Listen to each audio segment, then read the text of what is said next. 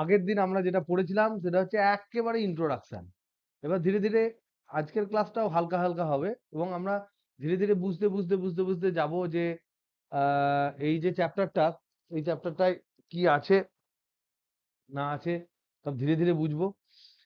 তো আমরা পড়ছি তোমার, আজকে ডেট কত বলো? প্রবাহী তড়িৎ এটা পড়ছি আজকে 19/5/2024, তাই তো? পার্ট টু, পার্ট টু বলা উচিত না, ক্লাস টু অ্যাকচুয়ালি। এখন পার্টের কিছু শুরুই হয়নি। তা আমরা যেটুকু পড়েছি আগের দিন, সেটা যদি আমরা রিক্যাপ করি তাহলে খুব ছোট্ট কিছু জিনিস পড়েছি। মেন আমরা যেটা পড়েছি সেটা হচ্ছে ভোল্টেজ কি জিনিস, বিভব প্রভেদ কি জিনিস, এটা তো আমরা জানি। আমরা প্রবাহ বলতে, তড়িৎ প্রবাহ বলতে কি জিনিস সেটা পড়লাম।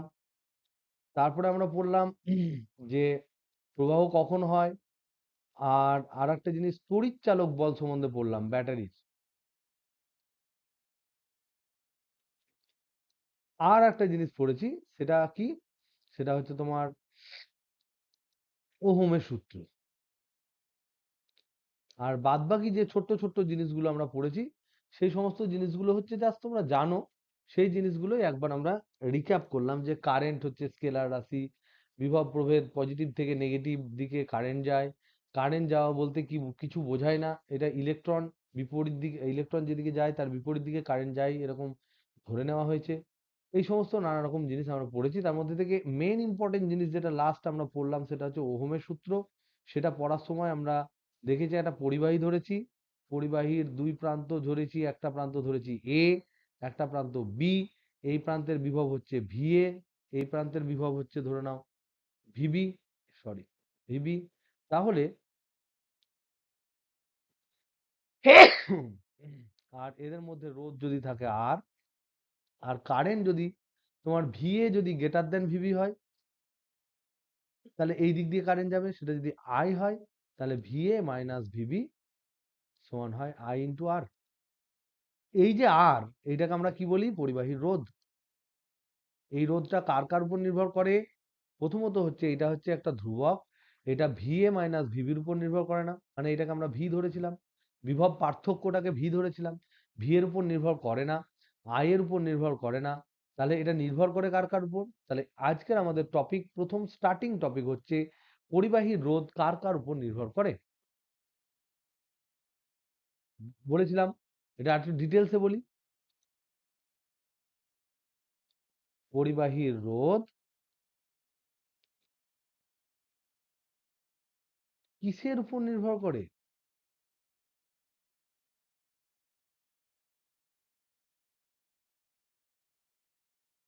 বলো কিসের উপর নির্ভর করে? আমরা কি কি বলেছিলাম? উষ্ণতা, উপাদান, চেহারা, আকার, ভৌত অবস্থা, এই সমস্ত জিনিস। তো তার মধ্যে থেকে আমরা দেখব এই আকারের উপর কেমন করে নির্ভর করে, উপাদানের উপর কেমন করে নির্ভর করে উষ্ণতা, আর ভৌত অবস্থা মানে তরল, গ্যাসীয়, অমুক তমুক, এগুলো আমরা জানি যে তরল অথচ পরিবাহী। তরল পরিবাহী একটা উদাহরণ তোমরা দিতে পারবে? তরল অথচ পরিবাহী, ওটা তো একটা যাই হোক ওর বলতেই পারো। দ্রবণকেও তরল বলা যায়, কিন্তু মৌলিক পদার্থ যদি বলি, একদম তাই, মৌলিক পদার্থ হচ্ছে পারদ। মার্কারি, মার্কারি কিন্তু তরল হলেও পরিবাহী, সেই জন্য মার্কারিকে ধাতু বলা হয়। ঠিক। তো আমরা এগুলো ডিটেলসে বুঝবো যে আকারের উপর কিসের উপর কেমন ভাবে নির্ভর করে। তো প্রথম আমরা দেখার চেষ্টা করব, 1 নাম্বার দেখব দৈর্ঘ্যের উপর নির্ভর করে কি করে না। সেগুলো তোমরা পড়েছো, দৈর্ঘ্য মানে এল। পরিবাহীর রোধ দৈর্ঘ্যের উপর নির্ভর করে কি করে না। ধরে নাও এটা একটা পরিবাহী। এবার রোধ মানে হচ্ছে, রোধ কথাটার মানে আমরা কি বুঝবো? যখনই রোধ কথাটা বলবে, এটা বেসিক্যালি এর নাম রোধ বা ইংরেজিতে রেজিস্ট্যান্স। এই কথাটা কেন দিয়েছে? তার কারণ হচ্ছে এটা পরিবাহী সেই বাধাটাকে বোঝায়, যখন কোনো রকম কোনো কারেন্ট যায় তখন কোনো পরিবাহীর মধ্যে দিয়ে যে বাধাটা পায়, সেই বাধাটাকে বোঝায় বাধা। তাহলে এই বাধাটাকে অ্যাকচুয়ালি রোধ বোঝায়। তার জন্য আমরা দেখব যে দৈর্ঘ্যের উপর বাধা বাড়ছে না কমছে, প্রস্থচ্ছেদ এর উপর বাধা বাড়ছে না কমছে, তাপমাত্রা বাড়লে বাধা বাড়ছে না কমছে। যদি বাধা বাড়ে তাহলে রোধ বাড়বে, যদি বাধা কমে যায় তাহলে রোধ কমবে। তাহলে ধরে নাও তোমাকে যদি আমি জিজ্ঞেস করি যে এইটুকু পারা একটা তার আছে, একটা একই প্রস্থচ্ছেদের এত লম্বা একটা তার আছে, তাহলে বলো তো দেখি ইলেকট্রনের যেতে কোথায় বাধা বেশি, 1 নম্বরে, 2 নম্বরে না 3 নম্বরে? বলো, আর আরো কেউ কিছু বলতে চাইছো কিনা? 3 নম্বরে বাধা বেশি, কারণ এখানে তোমাকে অনেক রাস্তা যেতে হবে। 1 নম্বরে তুমি বাধা মানে ধরে নাও তোমাকে 1 মিটার রাস্তা যেতে হলো, তাতে তুমি বেশি কষ্ট পাবে না 2 মিটার রাস্তা যেতে গেলে, না 3 মিটার রাস্তা যেতে গেলে? এদের ক্ষেত্রেও তাই, যত দৈর্ঘ্য বাড়বে, যত লম্বা তার নেবে, তার রোধ তত বাড়বে। কারণ আমরা এখান থেকে বুঝলাম যে দৈর্ঘ্য বাড়লে রোধ বাড়ে।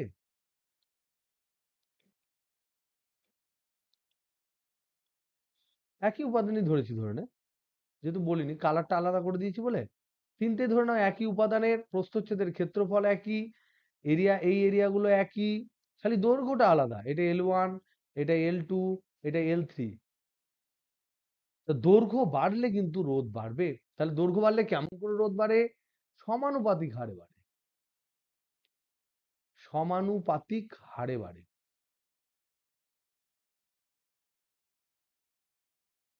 তার মানে কি, R is proportional to L।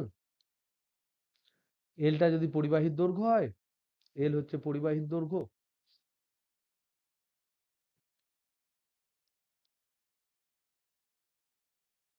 2 number, আমরা দেখার চেষ্টা করছি প্রস্থচ্ছেদের ক্ষেত্রফলের উপর। প্রস্থচ্ছেদের ক্ষেত্রফলের উপর কেমন নির্ভর করে? প্রস্থচ্ছেদের ক্ষেত্রফল হচ্ছে ধরে নে এ। প্রস্থচ্ছেদ মানে কি, কোন একটা লম্বা আছে, তাকে কেটে দেবো, লম্ব হবে, নিয়ে আমি লম্ব লম্ব তাকাবো, মানে হচ্ছে এইটা হচ্ছে এরিয়া। প্রস্থচ্ছেদের ক্ষেত্রফল হচ্ছে এইটা, এই এরিয়াটাকে বলা হয় প্রস্থচ্ছেদের ক্ষেত্রফল। তো বলো তো দেখি, একটা এরকম নিলাম একই পদার্থের, আর একটা এরকম নিলাম, এটা A1, এটা A2, বলো তো বাধা কোথায় বেশি হবে? কেন এটাতে বাধা বেশি হবে? ধরো জল প্রবাহ হচ্ছে, তাহলে ছোট, এটা তো ছোট, এটা তো ক্ষেত্রফল কম, এটাই ক্ষেত্রফল কম, এটাই ক্ষেত্রফল বেশি। তাহলে জল প্রবাহিত হওয়ার সময় বলো তো দেখি কোনটায় বেশি বেশি জল প্রবাহিত হবে? তাহলে বাধা কোথায় বেশি?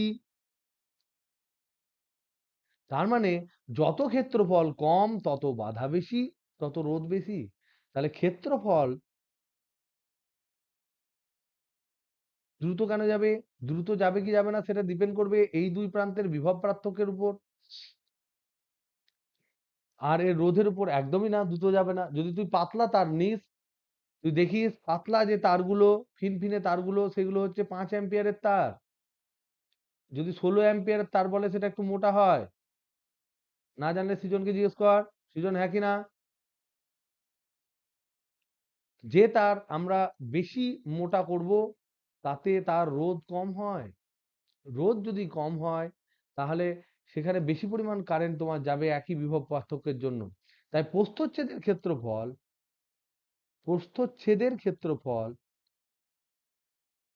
যত বাড়বে,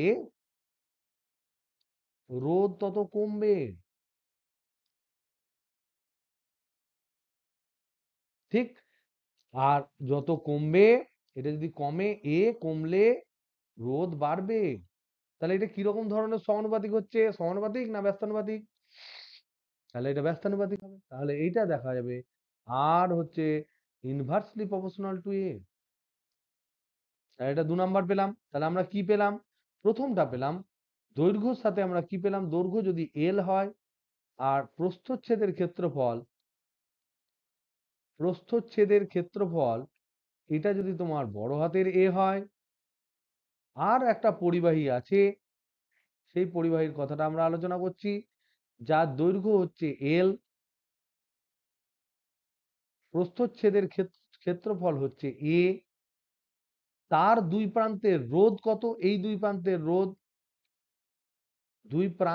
রোধ যদি আমরা ক্যালকুলেট করি এবং সেটা যদি আমরা দেখি, এই দুই প্রান্তের রোধটা হচ্ছে আর, তাহলে আমরা কি দেখতে পেলাম এখানে? R is proportional to L, এক নাম্বার, আর R is inversely proportional to A, দু নাম্বার। তাহলে এক আর দু নাম্বারের দুটো আমি সমানুপাতিক পেলাম। তাহলে এক্ষেত্রে যৌগিক ভেদে কি হবে বলো তো দেখি? হবে না, হবে না, গুণ হয়ে যাবে। তাহলে যৌগিক ভেদের নিয়ম অনুযায়ী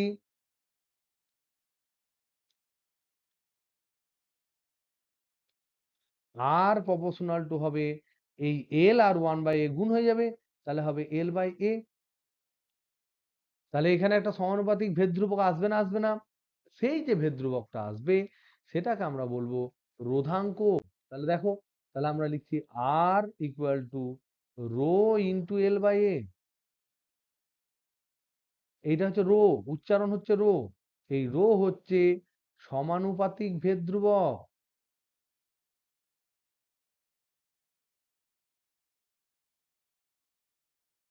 একে পরিবাহীর রোধাঙ্ক বলে।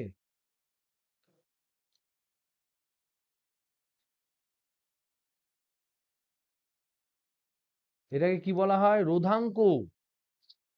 তার মানে এই যে রোধাঙ্ক, এই রোধাঙ্কটা বলো তো দেখি কার কার উপর নির্ভর করবে? তাহলে প্রথম প্রশ্ন আমার হচ্ছে, রো কার কার উপর নির্ভর করবে না? কার কার উপর নির্ভর করবে না? কার কার উপর? এটা বুঝতে পেরেছো সবাই? যেখানে ও সমানুপাতিক ধ্রুবক হয়েছে সেই সমস্ত জিনিসের উপর নির্ভর করবে না। তার মানে এল এর উপর নির্ভর করবে না, এর উপর নির্ভর করবে না, রোধের উপর নির্ভর করবে না। তাহলে এটা এল এর উপর নির্ভর করবে না, এরিয়ার উপর নির্ভর করবে না, মোট রোধের উপরেও নির্ভর করবে না। তাহলে কার উপর বাকি থাকলো? আর আর উষ্ণতা। তাহলে কার উপর নির্ভর করবে যদি আমরা বলি, তাহলে আমরা লিখব উপাদানের উপর নির্ভর করবে আর উষ্ণতার উপর নির্ভর করবে। এই দুটো জিনিসের উপর নির্ভর করবে। এবার যদি তোমাকে প্রশ্ন করি, তাহলে এই রোধাঙ্কর ইংরেজি নাম হচ্ছে রেজিস্টিভিটি। রেজিস্টিভিটি, ওকে। এই যে রোধাঙ্ক, এই রোধাঙ্ক নিয়ে আমরা ডিটেলসে এক্ষুনি পড়বো, যেটাকে আমরা নাম দিলাম রেজিস্টিভিটি। এই রোধাঙ্কের অনন্যককে কি বলা হয়? পরিবাহিতাঙ্ক বলে। পরিবাহিতাঙ্ক, ইংরেজিতে এটাকে বলা হয় কন্ডাক্টিভিটি বলা হয়।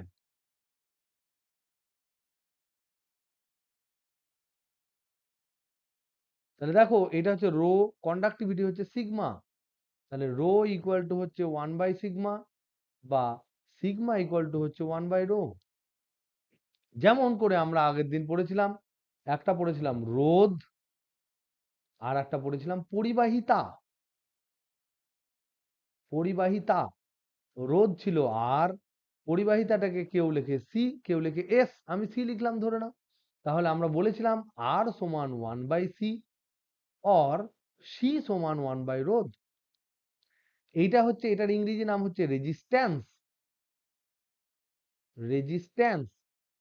আর এটাকে বলা হয় কন্ডাক্ট্যান্স। আর এইগুলোকে কি বলা হয়? Resistivity, conductivity. ওকে, এগুলো জাস্ট ক্ল্যারিটির জন্য, ক্লিয়ার যাতে তোমাদের হয় তার জন্য আমি পরপর করে এগুলো বারবার বলে যাচ্ছি, কারণ এগুলো থেকে শর্ট কোশ্চেন পড়তে পারে। এবার ধরে নাও একটা তোমাদের শর্ট কোশ্চেন যদি আমি জিজ্ঞাসা করি, যে বলো তো দেখি, 1 নাম্বার প্রশ্ন, আমি যদি তোমাদেরকে একটা কোশ্চেন করছি, সবাই ভেবে বলবে, দুমদাম অ্যান্সার দেবে না আর আগে থেকে বলবে না, আমি যখন বলতে বলবো তখন বলবে। ধরে নাও এরকম একটা আকার আছে, ভালো করে ভেবে বলবে।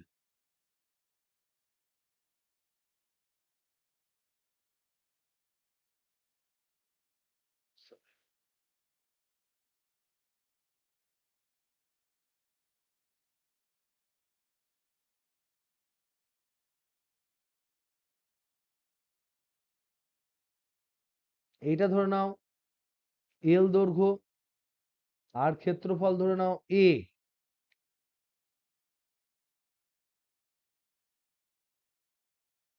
এইটা ধরে নাও 2l দৈর্ঘ্য,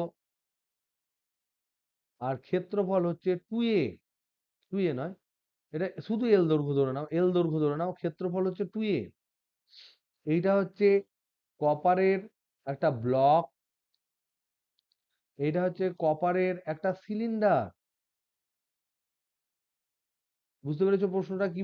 প্রশ্ন করিনি এখনো, কি বলেছি সেটা বুঝতে পেরেছো? দুটো, একটা কপারের ব্লক নিয়েছি, তার দৈর্ঘ্য হচ্ছে এল, প্রস্থচ্ছেদের ক্ষেত্রফল হচ্ছে এ। আর একটা কপারের সিলিন্ডার নিয়েছি, যার দৈর্ঘ্য হচ্ছে এল, প্রস্থচ্ছেদের ক্ষেত্রফল কিন্তু বাড়িয়ে দিলাম 2a। এবার প্রশ্ন হচ্ছে এদের কার রোধাঙ্ক বেশি?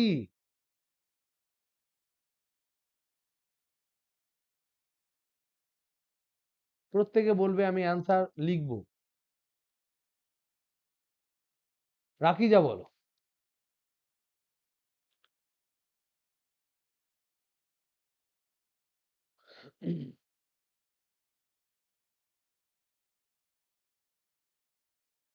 মানে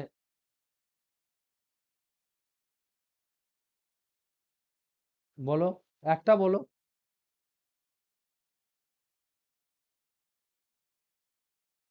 রো টু, এখানে রোধাঙ্ক হচ্ছে রো ওয়ান, এটা রো টু, কার বেশি হবে আমি জিজ্ঞাসা করছি। আর কেউ অ্যান্সার দাও। অনিন্দা, একজন বললো ব্লকের, ব্লক বেশি। আরেকজন বলো কংক্রিট অ্যান্সার। আর কে কে বলতে পারো? প্রত্যেকে বলো আরেকজন ব্লকে বলছে, আরেকজন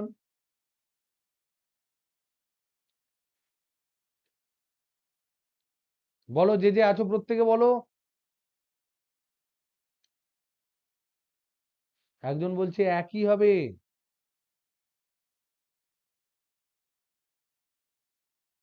অ্যান্সার কি হবে?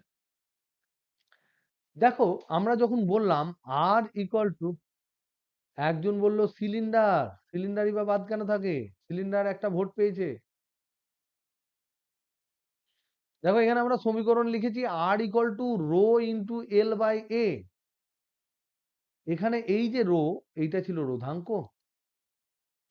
এই রোধাঙ্কটা আগের আগের পাতায় কি লিখলাম? রোধাঙ্ক কার কার উপর নির্ভর করে না? করে না, কার কার উপর? এল এর উপর নির্ভর করবে, এর উপর নির্ভর করবে, আর এর উপর নির্ভর করবে, আর দুটোই উপাদানের উপর নির্ভর করে। উপাদান দুটো আমি কি বলেছি? দুটোই কপার বলেছি। সুতরাং ব্লক হবে না, সিলিন্ডার হবে না, একই থাকবে। তাহলে মনে রাখবে, রোধাঙ্ক, রোধাঙ্ক পরিবাহীর উপাদান। তাহলে এগুলো মাথায় ভেজাতে হবে, কোনো কথাই কিন্তু ফেলা ফেলা নয়, প্রত্যেকটা কথাই কিন্তু ইম্পর্টেন্ট। তোমাদের কিন্তু বুঝতে হবে উপাদান এবং উষ্ণতার উপর নির্ভর করে, উষ্ণতার উপর নির্ভর করে।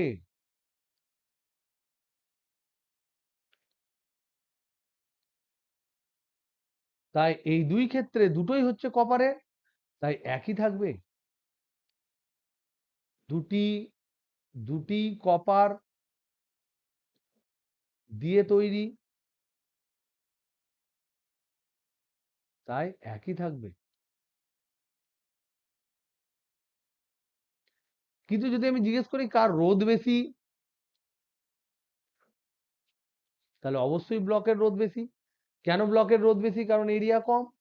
রোধাঙ্ক তো একই, লেংথ একই, শুধুমাত্র এ এর উপর নির্ভর করবে। আমরা জানি এ এর সাথে ইনভার্সলি প্রপোর্শনাল টু আর, তাহলে আর ইজ ইনভার্সলি প্রপোর্শনাল টু এ। তাহলে এ যদি কম হয় তাহলে রোধ বেশি হবে, তাহলে ব্লকের রোধ কিন্তু বেশি, এর রোধ দ্বিগুণ, রোধের দ্বিগুণ এর তুলনায়, কিন্তু রোধাঙ্ক একই। এই কথাগুলো বুঝতে হবে। আলু আর আলু বোখরা আলাদা জিনিস, চাল আর চালটা আলাদা জিনিস। এই সমস্ত জিনিস ক্লিয়ারলি তোমাদেরকে বুঝতে হবে, তাহলে তোমরা কিন্তু ধীরে ধীরে জিনিসপত্রগুলো শিখবে। ওকে, এবার আমরা যেহেতু রোধাঙ্ক এসছে, রোধাঙ্কর আমরা একক মাত্রা এগুলো করব। তাহলে রোধাঙ্ক,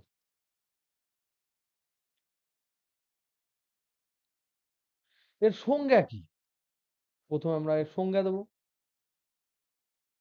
দেখো, R equal to rho into L by A. এখানে আমরা বলতে পারি, এখানে আমরা বলতে পারি যে একটি একটি পরিবাহী নিলাম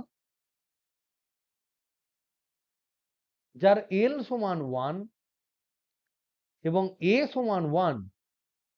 তাহলে তার ক্ষেত্রে দেখো তো রো কি, রো সমান কি, শুধু আর। তাহলে আমরা এটাকে সাজিয়ে লিখতে পারি যে যদি কোনো পরিবাহীর দৈর্ঘ্য একক হয় তাহলে এটা হচ্ছে একক দৈর্ঘ্য।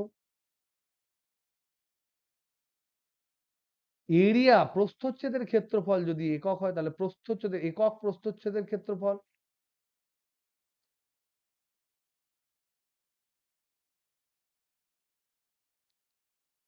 যদি হয় তাহলে সেই পরিবাহীর দুই প্রান্তের যা রোধ তাহাই তার রোধাঙ্ক। এইভাবেই সংজ্ঞা দিতে হয়। তাহলে সংজ্ঞাটাকে আমরা সাজিয়ে কিরকম লিখবো? একটি পরিবাহীর, একটি পরিবাহীর দৈর্ঘ্য এবং প্রস্থচ্ছেদের ক্ষেত্রফল,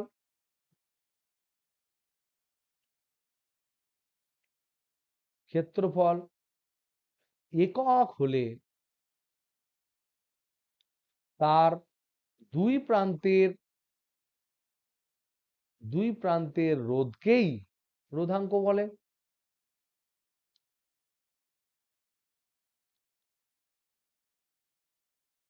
এটা হচ্ছে মেন সংজ্ঞা। এবার আমরা এটাকে এরকম বলতে পারি না, দেখো তো একক ক্ষেত্রফল আর প্রস্থচ্ছেদের ক্ষেত্রফল এক, এরকম একটা চেহারা কিরকম হতে পারে তোমাদের জানাশোনা? একক দৈর্ঘ্য, হ্যাঁ, ঘন, যার যার দৈর্ঘ্য এক। শুধু ঘন হলে হবে না, দৈর্ঘ্যটা এক হতে হবে তো, লুডুর ছকার মতন। যদি দৈর্ঘ্যটা আমার এক হয়, এই দৈর্ঘ্য যদি এক হয় তাহলে দৈর্ঘ্য এক হলো, তাহলে এটাও এক, এটাও এক, তাহলে এক একে এক। তাহলে প্রস্থচ্ছেদের ক্ষেত্রফল এও এক হলো, এলও এক হলো। তাহলে তবে এই ঘনকের এই প্রান্ত আর ওই দিকের প্রান্ত, এই দুই প্রান্তের মধ্যে যে রোধ, সেই রোধটাকে আমরা বলতে পারি রোধাঙ্ক রো। তাহলে আমরা সংজ্ঞাটাকে একটু ভালো করে বলতে পারি যে একটি একক দৈর্ঘ্যের ঘনকের, একক দৈর্ঘ্যের ঘনকের দুটি বিপরীত তলের মধ্যে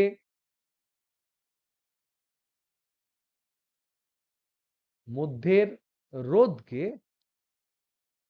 রোধাঙ্ক বলে।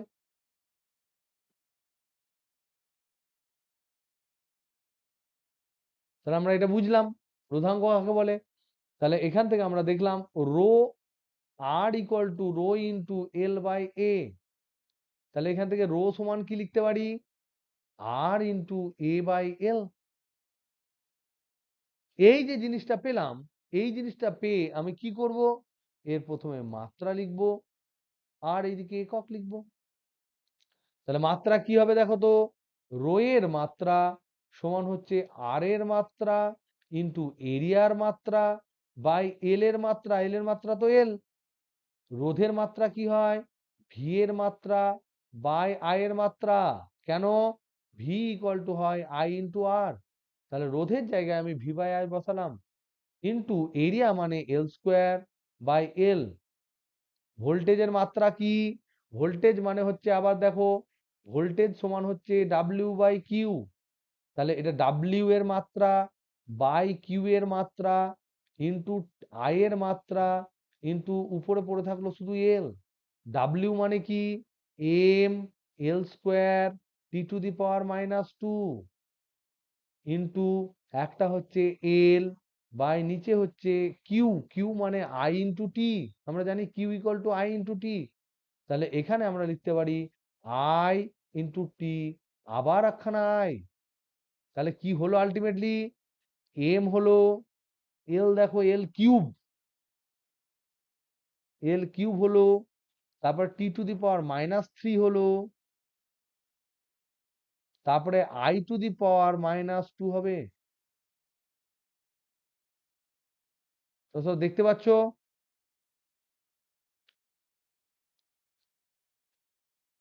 তাহলে এই মাত্রা কিন্তু যে কোনো মাত্রা যখন তখন কিন্তু তোমাদের পরীক্ষায় পড়তে পারে, সেগুলো ভুল করো না।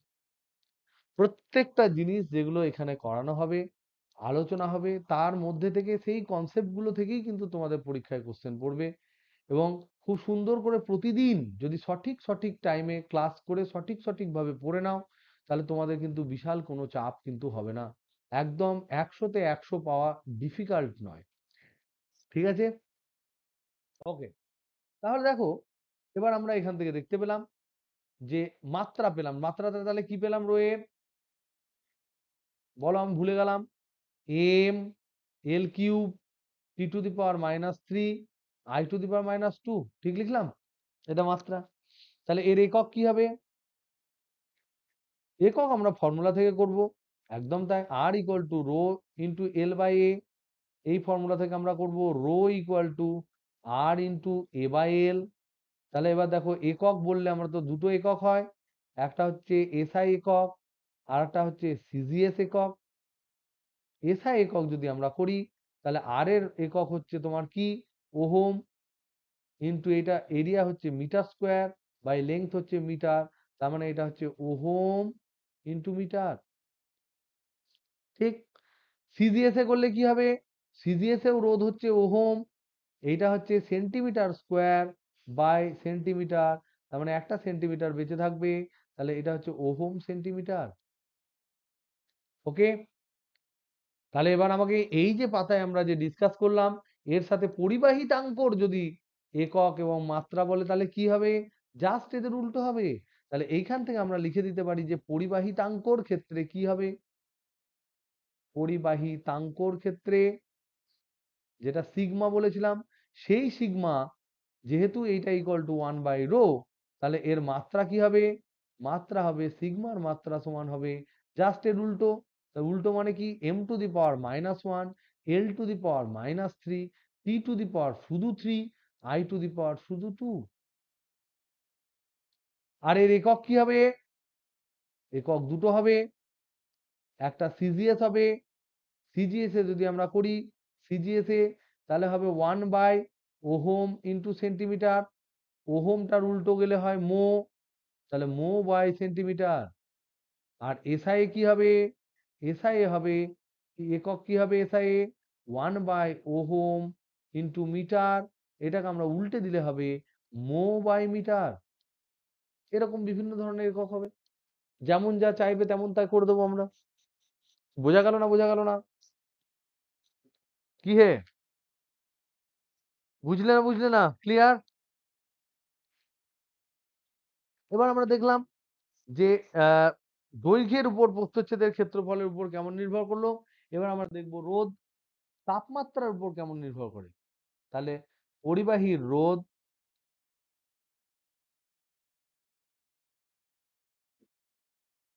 তাপমাত্রার উপর কেমন ভাবে নির্ভর করে।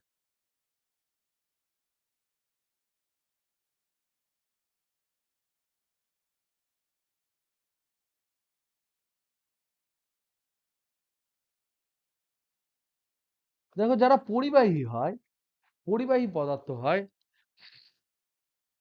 তাদের ক্ষেত্রে রোধ, তাপমাত্রা যদি বাড়ে তাহলে রোধ বেড়ে যায়। তাহলে তাপমাত্রা বাড়লে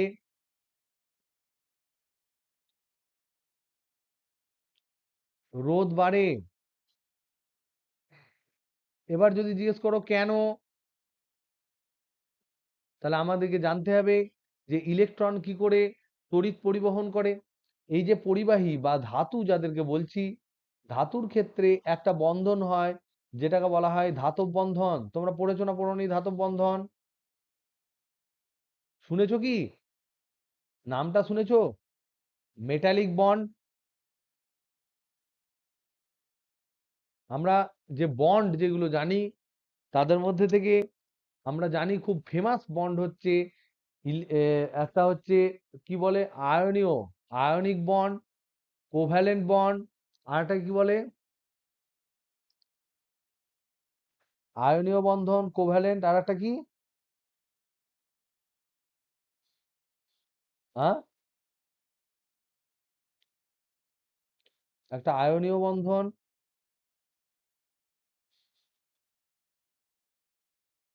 সমযোজিতাই তো কোভ্যালেন্ট। সমযোজী বন্ধন, অসমযোজী, নন কোভ্যালেন্ট, হ্যাঁ ওটা ভুলে গেছিলাম আমি। আর একটা হচ্ছে অসমযোজী সমযোজী বন্ধন। তাহলে ionic,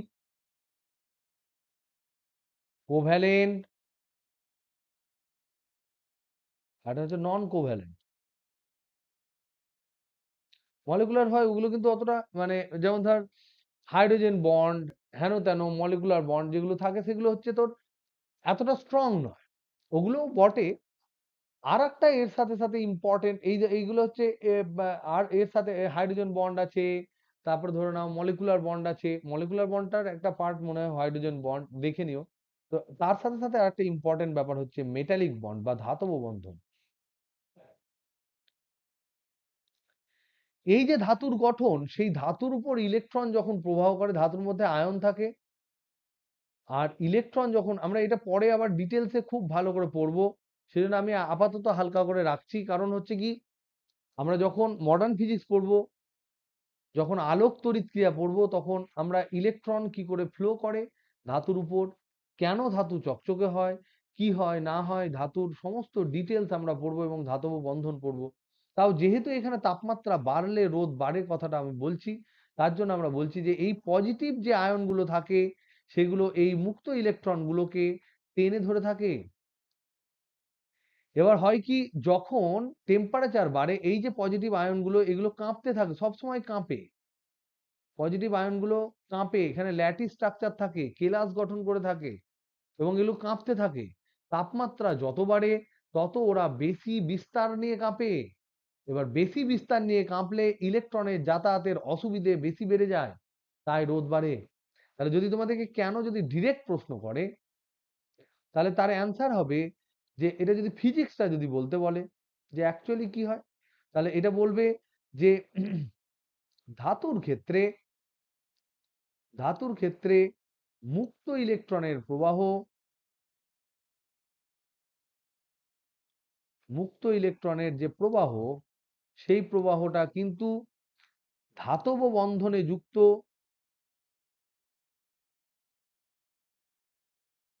ion core. Ion core মানে হচ্ছে এই যে core, positive ion core, positive যে আয়ন কোর গুলো থাকে, পজিটিভ যে আয়ন গুলো থাকে তাদের আয়ন কোরের কম্পনের উপর নির্ভরশীল।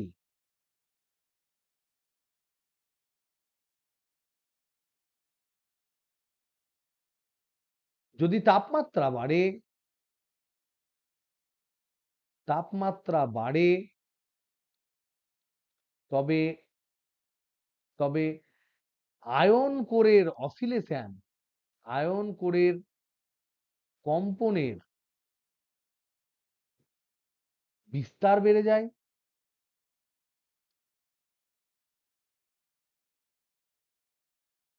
ফলে বিস্তার যদি বেড়ে যায়, ফলে ইলেকট্রনের প্রবাহ বাধাপ্রাপ্ত হয়,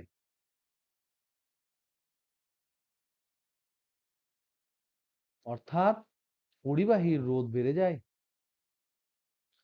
অর্থাৎ পরিবাহীর রোধ বেড়ে যায়।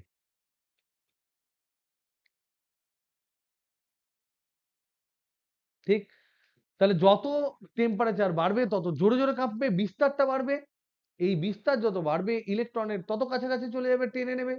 ইলেকট্রন তখন যেতে গিয়ে বেশি বাধাপ্রাপ্ত হবে এবং সেক্ষেত্রে কিন্তু বাধা বাড়ছে মানেই রোধ বাড়ছে।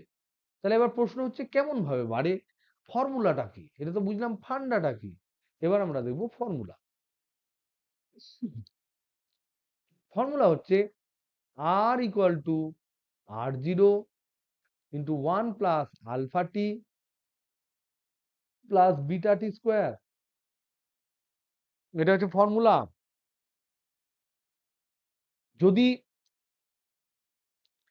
এগুলোর মধ্যে কি কি, r0 মানে হচ্ছে 0 ডিগ্রি সেন্টিগ্রেড উষ্ণতার রোধ, আর মানে হচ্ছে T ডিগ্রি সেন্টিগ্রেড উষ্ণতায় রোধ, আলফা বিটা এগুলো হচ্ছে রোধের উষ্ণতা গুণাঙ্ক, রোধের উষ্ণতা গুণাঙ্ক, আর টি মানে হচ্ছে তাপমাত্রা বৃদ্ধি।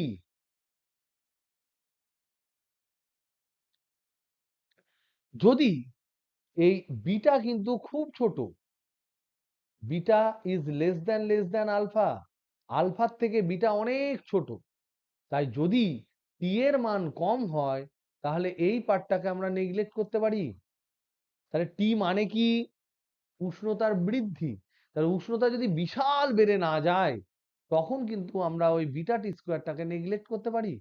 তাহলে টি এর মান, টি অর্থাৎ উষ্ণতা বৃদ্ধি,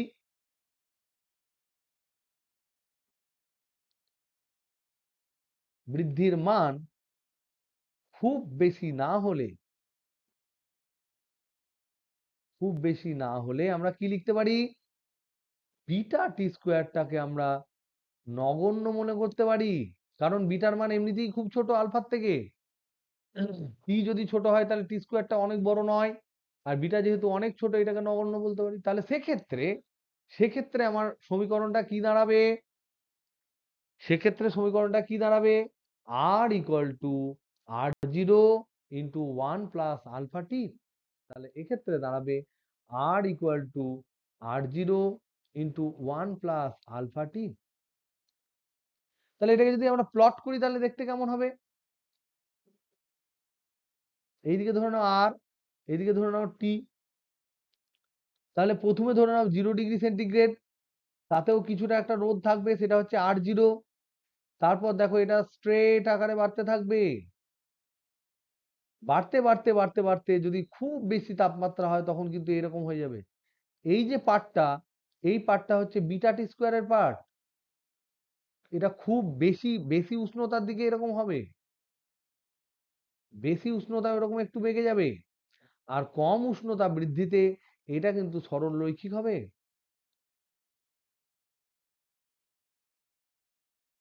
সরল রৈখিক হবে। কি বোঝা যাচ্ছে না? বোঝা যাচ্ছে না? তো আওয়াজ দাও দেখি। কিরে, আলফা বিটাটা কি? উষ্ণতা গুণাঙ্ক। হ্যাঁ, কি বলছিস? উষ্ণতা গুণাঙ্ক, রোধের উষ্ণতা গুণ। আমি সংজ্ঞা দেবো, এক্ষুনি সংজ্ঞা দেবো, আলফা সংজ্ঞা দেবো। যেটুকু বললাম সেটুকু বুঝেছিস তো?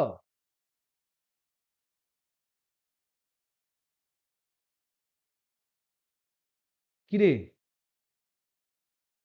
ওকে। তাহলে দেখো এই আলফাটাকে আমরা কি করে, কি আলফাটা এইটা বেশি, এটা বেশি ব্যবহৃত, কারণ খুব বেশি উষ্ণতা সবসময় আহ, আহ, যদি না আমাদের খুব বেশি উষ্ণতা বৃদ্ধির কেস আলোচনা না হয় তাহলে এই সমীকরণটাই বেশি পরিমাণ আমাদের কিন্তু ব্যবহার হয়। এবার আমাদের ক্ষেত্রে ধরে নাও তোমাকে জিজ্ঞেস করলো যে উষ্ণতা গুণাঙ্ক যেটা, সেটা সংজ্ঞা কি? তাহলে রোধের উষ্ণতা গুণাঙ্কের সংজ্ঞা কি?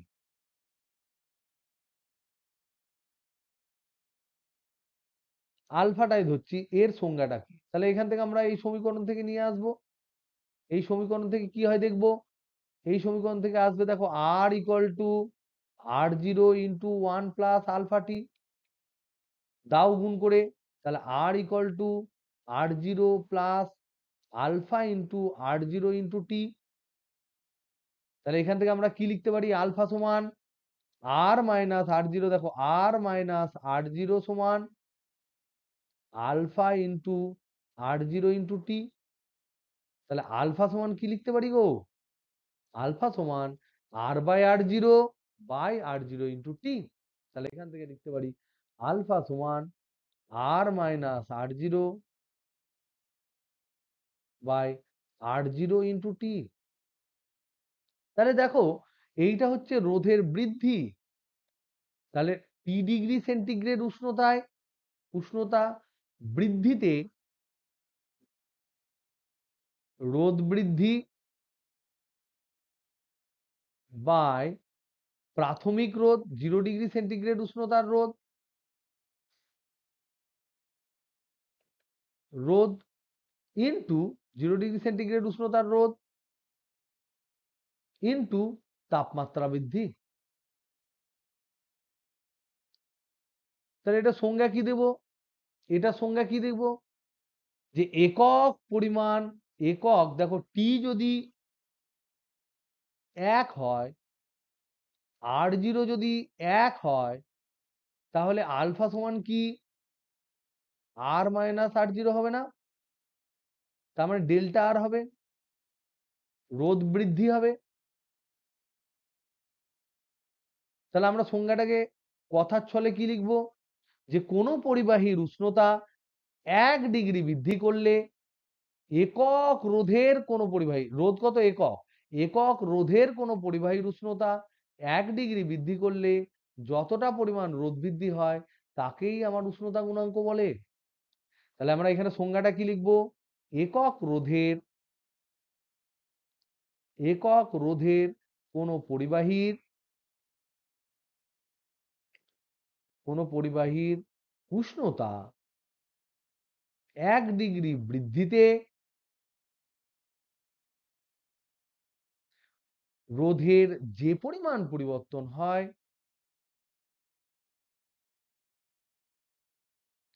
যে পরিমাণ পরিবর্তন হয়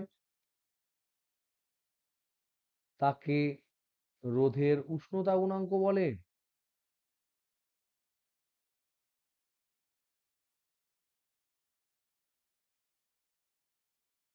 ওকে, এবার দেখো আমরা এখান থেকে কি কি পেলাম?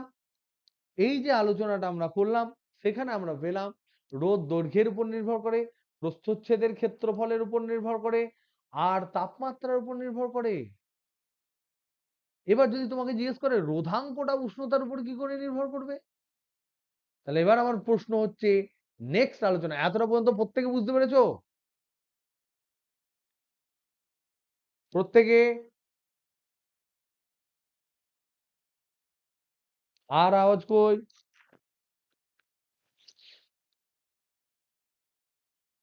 যাক, ধরে নিলাম সবাই বুঝেছো। এবার আমরা আলোচনা করব পরিবাহীর রোধাঙ্ক।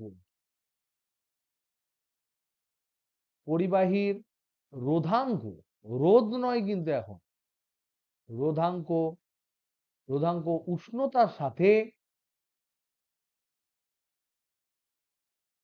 কেমন ভাবে পরিবর্তিত হয়,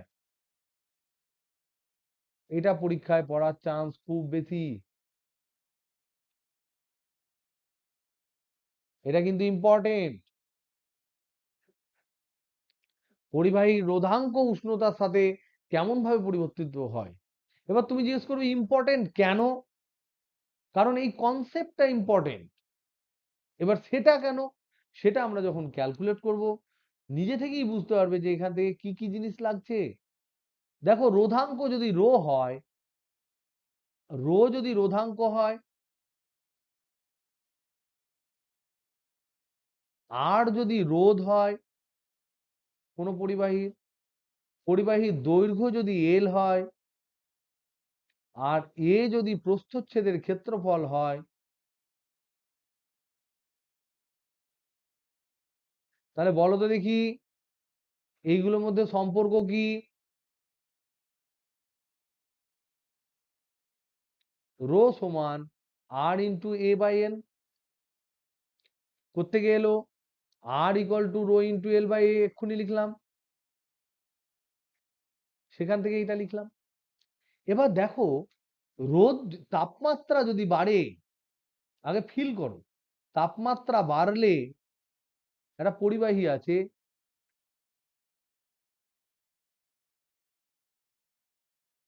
পরিবাহী আছে ধরো এটা 0 ডিগ্রি সেন্টিগ্রেড উষ্ণতায়, যখন উষ্ণতা বাড়বে তার কি কি বাড়বে? রোধ বাড়বে না বাড়বে না? রোদ তো প্রথমে ধরে নাও এটা রো জিরো, সব zero, zero zero, 0 degree centigrade উষ্ণতায়। রোদ কি করে বাড়ে? R0 × 1 + α × T উষ্ণতা গুণাঙ্ক। আর এর দৈর্ঘ্য কি বাড়ে না? তাপমাত্রা বাড়ালে ধাতুর দৈর্ঘ্য বাড়ে না কমে? তাহলে রোদ বাড়ে, তাপমাত্রা বাড়ালে রোদ বাড়ে, দৈর্ঘ্য বাড়ে, ক্ষেত্রফল বাড়ে না কমে?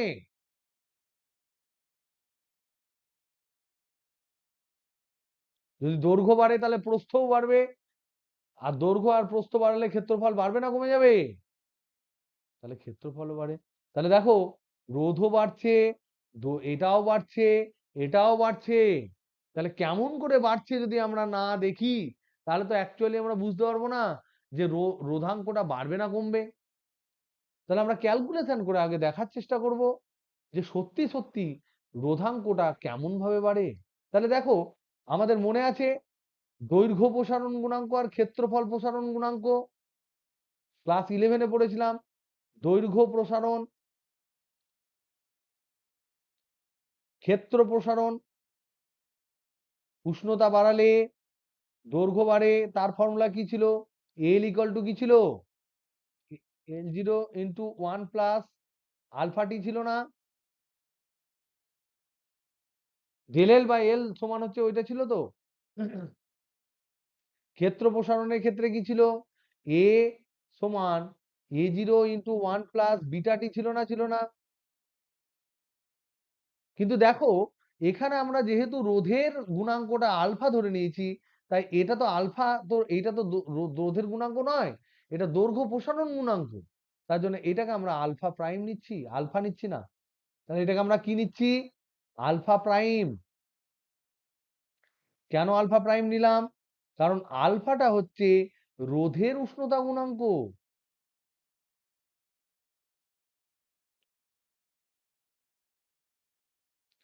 আর আলফা প্রাইম যেটা, এটা কি? দৈর্ঘ্য প্রসারণ গুণাঙ্ক।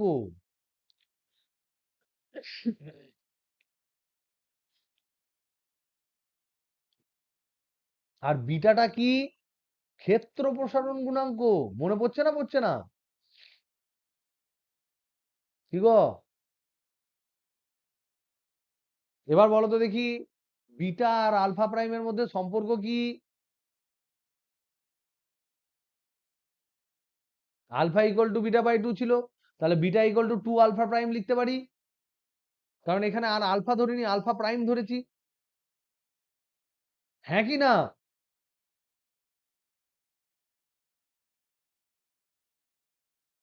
তাহলে এই যে সম্পর্কগুলো আছে এগুলো সব বসাবো।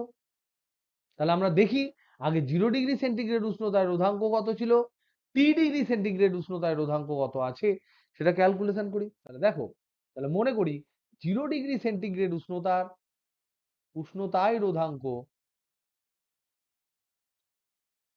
যেটা আমরা লিখলাম ρ0 সমান R0 × A0/L0। T degree centigrade উষ্ণতায় রোধাঙ্ক সমান হচ্ছে ρ equal to R × A/L।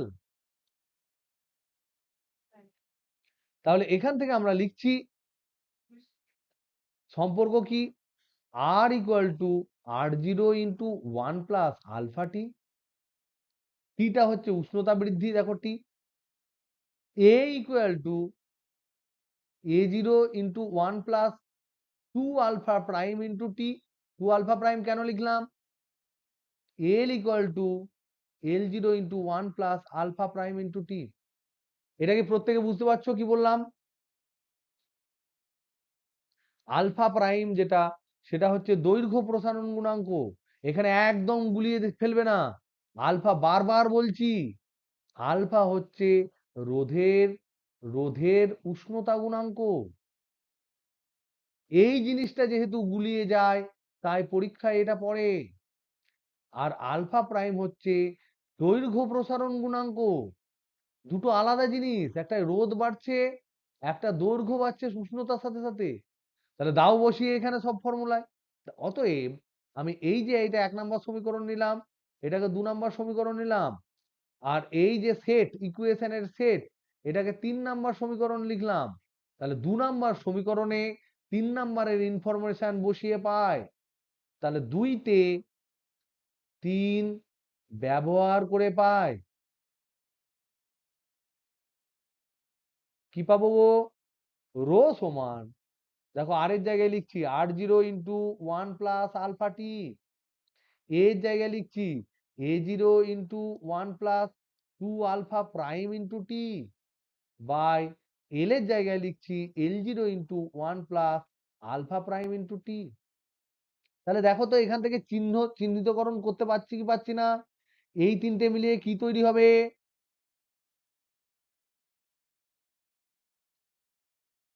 Rho zero হবে তো? তাহলে এই 3টে মিলে আমরা লিখলাম r0 a0 বাই l0।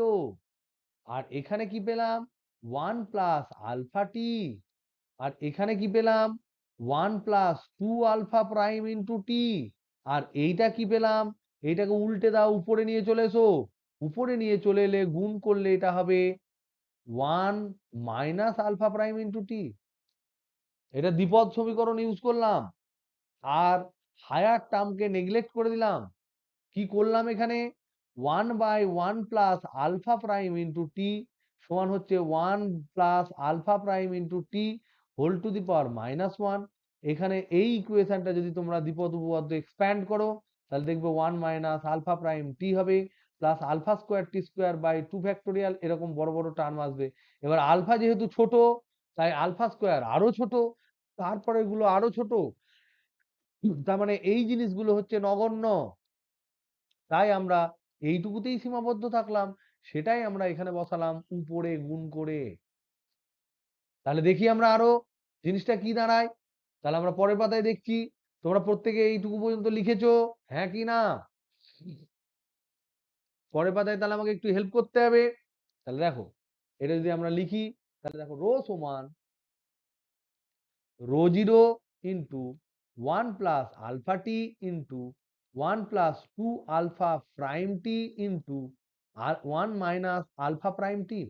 ঠিক আছে না নাই? তাহলে এটা সমান ρ0 ইন্টু, এটাকে রাখলাম আপাতত আলফা টি রাখলাম। এবার এইটাকে গুণ করছি, তাহলে কি হবে? 1 × 1 plus 2 α'(t) minus α'(t) minus 2 α' t²। তাহলে এইটাকে আমরা নেগলেক্ট করব, নগণ্য।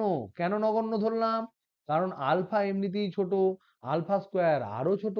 তাহলে আমরা কতটুকু পরিমাণ ধরলাম? এইটুকু পরিমাণ যদি ধরি, তাহলে কি দাঁড়াবে?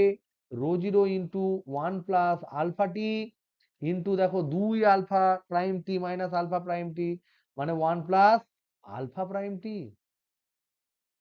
ভালো সমীকরণ আসছে না আসছে না? কি গো? তাহলে এবার গুণ করি, এই দুটোকে এবার গুণ করি। গুণ করলে কি আসবে দেখো? 1 × 1 plus α t plus α'(t) plus α'(t²। এবার কাকে নগণ্য করব বলো তো দেখি? কোনটাকে নগণ্য করব? এই জায়গাটা নগণ্য করব, কারণ এই জায়গাটা আলফাও ছোট, আলফা প্রাইমও ছোট, দুজন গুণ করে আরো ছোট হয়ে গেছে। কত ছোট? 10⁻³ 10⁻⁶ -5 এইরকম রেঞ্জের হয়। তা দুখানা 10⁻⁵ যদি করি, তাহলে 10⁻10 হয়ে যাচ্ছে। তাহলে ও নগণ্য। তাহলে আমরা এখান থেকে কি পাচ্ছি? ρ0 × 1 + α t প্লাস α'(t)। এটাকে ভালো করে সাজালে কি হবে? ρ0 × 1 + α+α'(t)। তাহলে তুমি এখান থেকে কি দেখছো? আলফাও পজিটিভ, আলফা প্রাইমও পজিটিভ। তাহলে রো উষ্ণতার সাথে বাড়বে না কমবে? তাহলে এটা ভালো করে লিখি সমীকরণটা। তাহলে রো সমান ρ0 × 1 + α+α'(t)।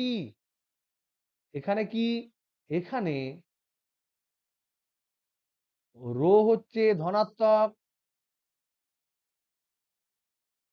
পজিটিভ, আর রো বলছি, সরি, আলফা হচ্ছে ধনাত্মক, আলফা প্রাইমও হচ্ছে ধনাত্মক।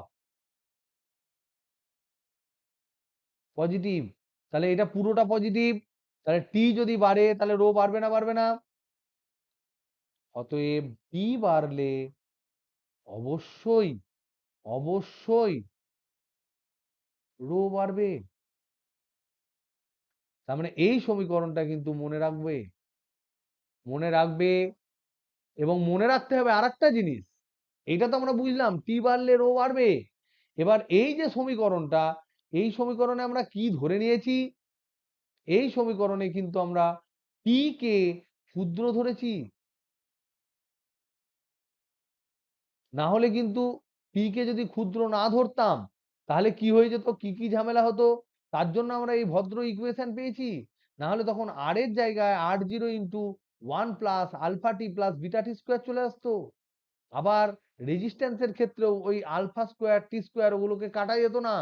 তার মানে বিরাট কমপ্লেক্স একটা ইকুয়েশন এসছে। তার মানে সব থেকে সহজ, যদি কম তাপমাত্রা বৃদ্ধি হয় তার ক্ষেত্রে টি কে যখন আমরা ক্ষুদ্র ধরবো, সেই ক্ষেত্রে এই সমীকরণটা কিন্তু দারুণ করে আমাদের কাজে দেয়।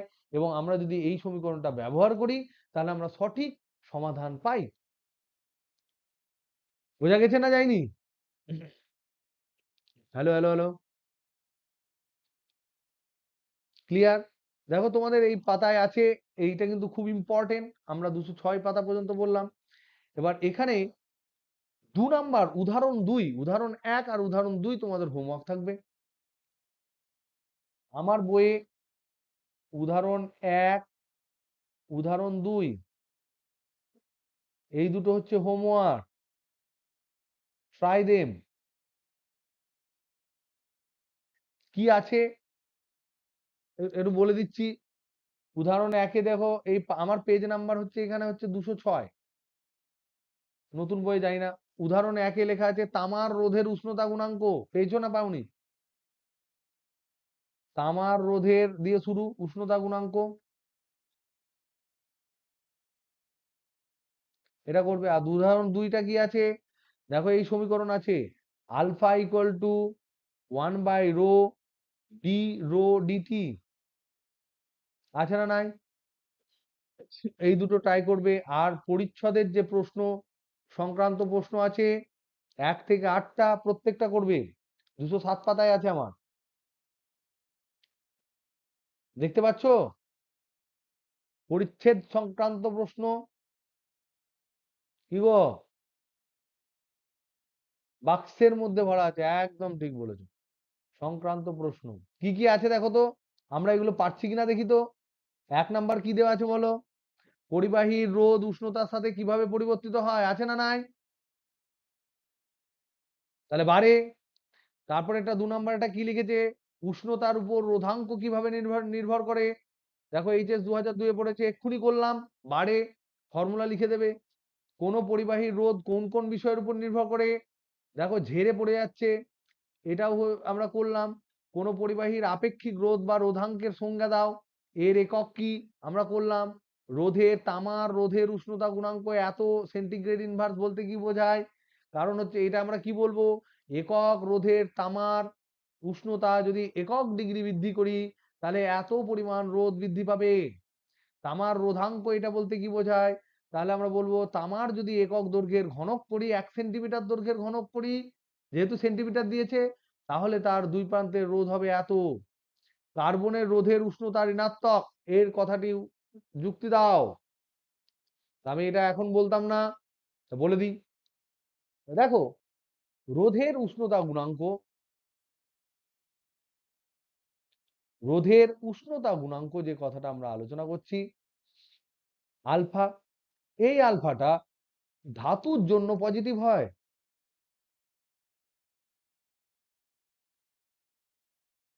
ধনাত্মক হয়। এটা মানে কি? ধনাত্মক হওয়া মানে কি? ধনাত্মক হওয়া মানে হচ্ছে উষ্ণতা বাড়লে, উষ্ণতা বাড়লে রোধ বাড়ে। কিন্তু কিছু কিছু পদার্থ আছে যাদের উষ্ণতা বাড়লে রোধ কমে যায়। কিন্তু এটা আমরা পড়তাম, আমরা সেমি কন্ডাক্টর যখন পড়বো তখন আমরা এই জিনিসটা পড়বো, অর্ধ পরিবাহী যখন পড়বো তখন আমরা এই জিনিসটা পড়বো। কিছু কিছু কিন্তু কিছু কিছু পদার্থ আছে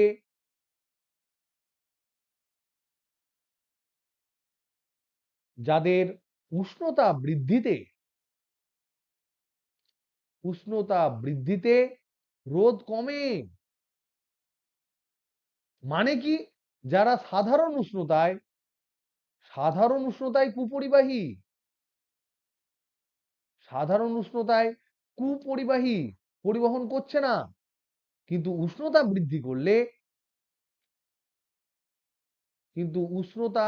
বৃদ্ধি করলে কি হবে? সুপরিবাহী হয়। এরা কারা জানো? এদেরকে বলা হয় সেমিকন্ডাক্টর। কে কে? কার্বন, সিলিকন, জার্মেনিয়াম, এই যে অর্ধপরিবাহী বলা হয় এদেরকে। এদের ক্ষেত্রে কিন্তু উষ্ণতা বাড়লে রোদ কমে যায়। তাহলে রোদ যদি বেড়ে যায় তখন আলফা হচ্ছে ধনাত্মক, পজিটিভ। আর রোদ যদি কমে যায় তাহলে কি হবে? আলফা নেগেটিভ হবে। তাই এদের ক্ষেত্রে এরকম হয়ে যায়। এটা যদি রোদ হয়, এটা যদি তাপমাত্রা হয়, বৃদ্ধি হয়, তাপমাত্রা টি যদি হয়, তাহলে দেখা যায় যে রোদ প্রথমে ভালোই ছিল, তারপর ধীরে ধীরে কেড়ে। কার কাছে আওয়াজ হলো? ভয় লাগেনি তোদের কারোর? এরকম ভূতের মতন আওয়াজ হলো না? না? আচ্ছা আচ্ছা আচ্ছা, ওদের ক্লাস আছে এখন। ওকে, তাহলে এখানে তোমার রোদ উষ্ণতার সাথে কমছে, তাহলে এইটা হচ্ছে সেমিকন্ডাক্টরের জন্য হয় বা অর্ধ পরিবাহীর জন্য হয়। এই সমস্ত ক্ষেত্রে উষ্ণতা গুণাঙ্ক, রোধের উষ্ণতা গুণাঙ্ক এদের ক্ষেত্রে কি হয়? গুণাঙ্ক কিন্তু ঋণাত্মক হয়, ঋণাত্মক বা নেগেটিভ হয়। যখনই পরীক্ষায় নেগেটিভ লিখবে, ঋণাত্মক লিখবে, রি আর ধ চাপ হয়, নেগেটিভ করে দেবে। ওকে, তারপরে বাদ বাকি আছে দেখো, রোধের উষ্ণতা গুণাঙ্ক কোন কোন ক্ষেত্রে রোধের কমে যায় উদাহরণ দাও। সংসদ নমুনা প্রশ্ন আমাদের তাহলে 8 নাম্বার পর্যন্ত কমপ্লিট হলো। নেক্সট, এই পর্যন্ত আজকে আমাদের থাক। Good night.